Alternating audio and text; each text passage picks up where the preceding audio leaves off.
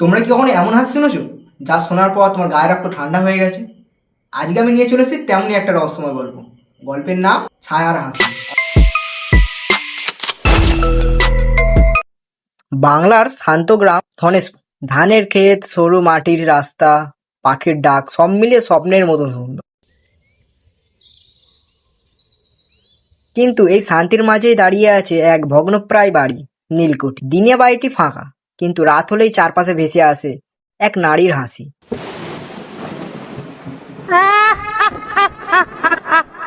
লোকেরা বলে ওটা মানুষের হাসি নয়, ওটা ছায়ার হাসি।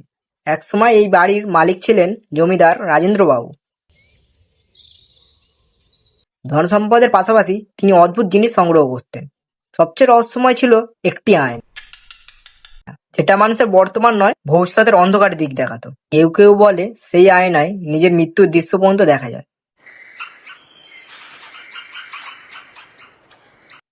এক পূর্ণিমা রাতে রাজেন্দ্রবাবু হঠাৎ নিখোঁজ হয়ে যান।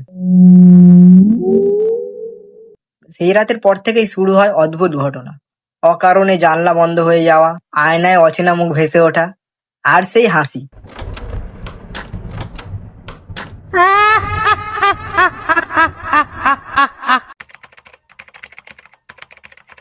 বছর কয়েক পর শহরের এক সাংবাদিক অনিরুদ্ধ সিদ্ধান্ত নেয় এই রহস্য উদ্ঘাটন করবে। গ্রামের সবাই তাকে সাবধান করে, নীলকুঠিতে ঢুকলে আর ফেরার পথ থাকে না। কিন্তু সে তো প্রমাণের জন্য এসেছে।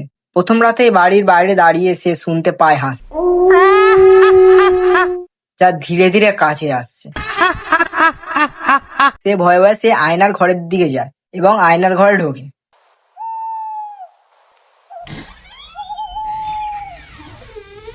আয়নায় সে নিজের প্রতিচ্ছবি দেখে, কিন্তু চোখগুলো যেন তার নয়, গাঢ় কালো আর ভয়ঙ্কর।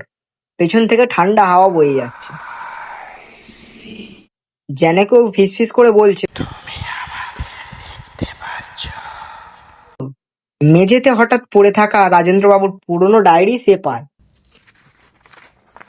তাতে লেখা, আয়না যতক্ষণ তুমি নিজে দেখবে, আয়না নিরাপদ।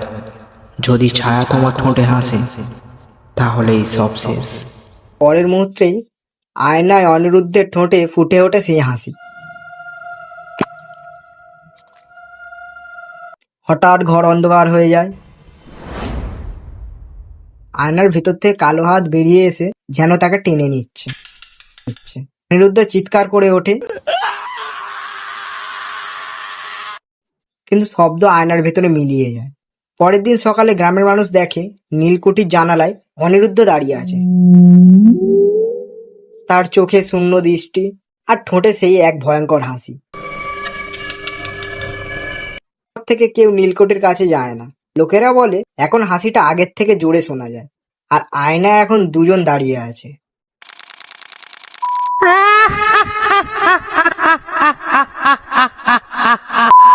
অনিরুদ্ধের জায়গায় যদি তোমরা হতে, তোমরা কি নীলকুঠি ঢোকার সাহস করতে? কমেন্টে জানাও। আজকে আমাদের রহস্যময় গল্পটা এতটুকুই। তোমার যদি গল্পটা ভালো লেগে থাকে তবে ভিডিওটিকে একটু লাইক করে দিও। চ্যানেলে নতুন হয়ে থাকলে চ্যানেলটাকে একটু সাবস্ক্রাইব করে নিও।